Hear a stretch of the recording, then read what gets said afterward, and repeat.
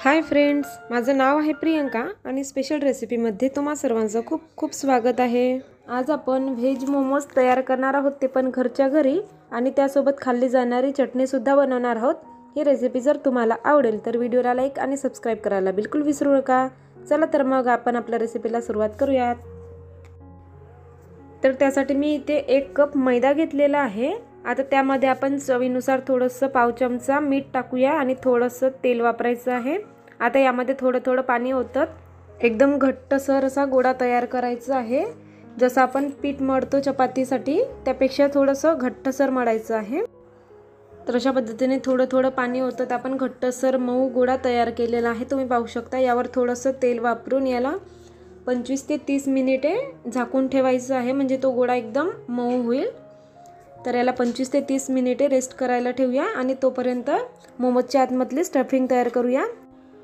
तर त्यासाठी आपल्याला अशा पद्धतीने कडेकडेने तेल घालायचं आहे, म्हणजे ते भाज्या आपल्या चिटकणार नाही। अशा पद्धतीने सगळ्या साइडने तेल लागेल असं करून घ्यायचं आहे आणि कढई थोडीशी जाडसर घ्यायची आहे। आता आपण यामध्ये आले लसणाचे काप करून घेतलेले आहे छोटे, याला छान व्यवस्थित असं तेलावर परतून घ्यायचं आहे। 2 ते 3 बारीक हिरव्या मिरच्या घेतलेल्या आहेत, बारीक कट करून याला सुद्धा तेलावर परतून घ्यायचं आहे आणि गॅसची फ्लेम एकदम हाय ठेवायची आहे आपल्याला। आता 1 कप बारीक चिरून घेतलेला पत्ताकोबी घेतलेला आहे इथे, याला सुद्धा आपण हाय फ्लेमवर फ्राय करून घ्यायचं आहे 1 मिनिट। तर या पत्ताकोबीला आपण 1 मिनिट फ्राय करून घेऊया। यासाठी आपल्याला जाड तळाची कढई लागत असते, म्हणजे ते खाली लागणार नाही आणि व्यवस्थित आपल्या भाज्या शिजल्या जातील।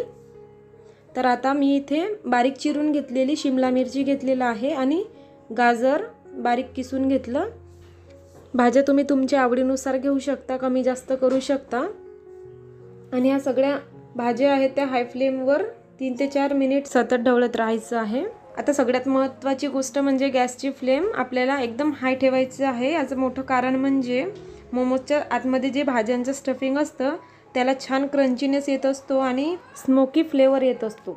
गॅस मोठा ठेवल्यामुळे काय होतं की कढईमध्ये धूर तयार होतो आणि तो स्मोकी फ्लेवर भाज्यांना येतो, शिवाय भाज्यांना मधलं पाणी पटकन सुकून जातो आणि स्टफिंग सुटसुटीत होत असतो। आणि तिसरी गोष्ट म्हणजे भाज्या छान क्रंची होतात, जे आपल्याला मोमोजमध्ये खूप आवश्यक असतं। आता आपण यामध्ये थोडंसं मीठ, चवीपुरतं लाल तिखट वापरायचं आहे थोडंसं। आपण इथे हिरव्या मिरच्या सुद्धा वापरलेल्या होत्या, त्यामुळे लाल तिखट जरा प्रमाणातच वापरावं आणि सतत हाय फ्लेमवर ढवळत राहायचं आहे। आता आपण यामध्ये चाट मसाला वापरायचा आहे, जो हॉटेलसारखी टेस्ट देईल, आणि थोडंसं काळी मिरी पावडर। आता आपण याला सतत ढवळत राहायचं आहे हाय फ्लेमवर। या उलट भाज्या कमी फ्लेमवर जर शिजवल्या तर भाज्या मऊ होतात, त्यांना पाणी सुटतं आणि जे मोमोजला आवश्यक नाही, म्हणून आपण गॅस मोठाच ठेवून याला शिजवूयात। आता आपण यामध्ये थोडंसं सोया सॉस टाकलेलं आहे, याला सुद्धा हाय फ्लेमवर शिजवून घेऊया आणि वरून थोडंसं कोथिंबीर, म्हणजे भरपूर कोथिंबीर वापरायचं आहे। तुम्ही ते कांद्याची पात सुद्धा वापरू शकता असेल तर। तर अशा पद्धतीने एकदम क्रंची स्टफिंग तयार झालेलं आहे। आता आपण चटणीची तयारी करूया स्टफिंग थंड होईपर्यंत। तर एका पॅनमध्ये पाणी घ्यायचं आहे, पाणी गरम झालं की त्यामध्ये लाल मिरच्या वापरायच्या आहेत। 2 ते 3 लाल मिरच्या वापरलेल्या आहे आणि 3 टमाटर आणि थोडंसं लसूण पाकळ्या, यांना छान 10 ते 15 मिनिटे शिजवून घ्यायचं आहे। तर पाहू शकता या टोमॅटोची साल मस्त निघालेली आहे। आता आपण मिक्सरच्या बाउलमध्ये काढून घेऊया मिरची आणि लसूण, आणि टोमॅटोची साल काढून घ्यायची आहे। तुम्हाला वाटलं तर सालीसोबतच करू शकता। तर आता आपण यामध्ये थोडंसं चवीपुरतं मीठ आणि थोडीशी साखर वापरायची आहे आणि याला बारीक वाटून घेऊया, म्हणजे बारीक पेस्ट तयार करून घ्यायची आहे। तर पाहू शकता चटणी एकदम रेडी आहे। आता आपलं पीठ सुद्धा मस्त झालेलं आहे, 20 ते 25 मिनिट छान रेस्ट झालं। आता यावर थोडंसं तेल लावून घ्यायचं आहे आणि मऊसर गोळा तयार करायचा आहे। आता आपण याला 2 भागामध्ये डिवाइड करून घेऊया।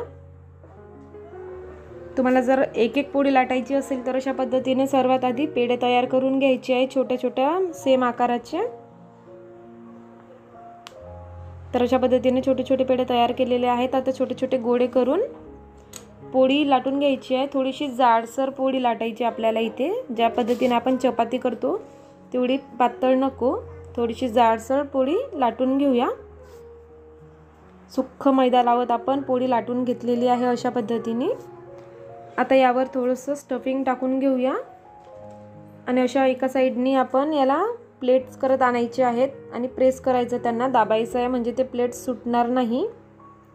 असं राऊंडमध्ये आपण प्लेट्स करत आणायचं आहे आणि शेवटचा जो 1 इंच 1 ते 1.5 इंचेस भाग उरतो त्याला अशा पद्धतीने प्लेट्सना चिटकवून घ्यायचं आहे। खूप सुंदर असा आकार तयार झालेला आहे मोमोजचा, तुम्ही पाहू शकता। अशाच पद्धतीने सगळे मोमोज तयार करूयात। जर आपल्याला छोट्या छोट्या पोळ्या लाटायला कंटाळा येत असेल तर अशा पद्धतीने एक मोठी पोळी लाटून घ्यायची आणि एखाद्या झाकणाच्या सहाय्याने छोट्या छोट्या पोळ्या तयार करायच्या आहे, म्हणजे कट करून घ्यायचं। तुम्ही कोणताही झाकण घेऊ शकता आवश्यक आकारानुसार। असं केलं की पटकन होत असतात मोमोज आपले तयार, एक एक पोळी लाटायची काही गरज नसते। यामधलं एक पोळी घ्यायची आणि त्यावर थोडंसं स्टफिंग घ्यायचं। आता आपण याला दुसरा आकार देऊया। तर अशा पद्धतीने स्टफिंग टाकल्यानंतर आपण जो असं मोदक बनवतो त्या पद्धतीने मोदकाचा आकार देऊया।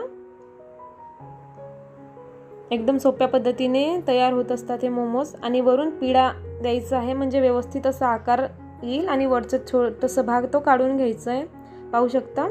तर अशा पद्धतीने एवढे मोमोज तयार झालेले आहेत। आता आपण चाळणीला तेल लावून घेऊया जेणेकरून ते चिटकणार नाहीत खाली। आता एका पातेल्यामध्ये पाणी गरम करायला ठेवलेलं आहे, त्यावर चाळणी ठेवून अशा पद्धतीने थोड्या अंतराने आपण मोमोज ठेवूया जेणेकरून ते एकमेकांना चिटकणार नाहीत। व्यवस्थित असं चाळणीवर ठेवून आपण याला झाकून 10 मिनिटे शिजवून घेऊया। आतमधलं स्टफिंग तर शिजलेलंच आहे। तर बघू शकता 10 मिनिटानंतर खोलून बघूया, मस्त शिजलेले आहेत आपले मोमोज। आता एका चिमट्याच्या सहाय्याने आपण एका डिशमध्ये काढून घेऊया आणि गरमागरम खायला द्यायचे आहेत, कारण थंड झाले की याची टेस्ट वेगळी येत असते, त्यामुळे गरम गरमच सर्व करायचं। चाळणीला सुरुवातीला तेल लावल्यामुळे अलगद निघत असतात मोमोज, चिटकले जात नाहीत। तर याच पद्धतीने आपण उरलेले मोमोज सुद्धा सर्व शिजवून घेऊयात याच चाळणीवरती आणि गरमागरम सर्व करायचे आहेत आपल्याला मोमोज चटणीसोबत। त्याची चटणीसुद्धा खूप मस्त झालेली आहे। एकदम नवीन रेसिपी आहे फ्रेंड्स, एकदा तरी घरी नक्की ट्राय करा या पद्धतीने। एकदम हॉटेल टाईप झालेले आहेत आपले मोमोज। आणि ही रेसिपी जर तुम्हाला आवडली असेल तर व्हिडिओला लाईक आणि सबस्क्राईब करायला बिलकुल विसरू नका। पुन्हा भेटूयात अशाच एका नवीन रेसिपीसह। हा व्हिडिओ पाहिल्याबद्दल खूप खूप धन्यवाद।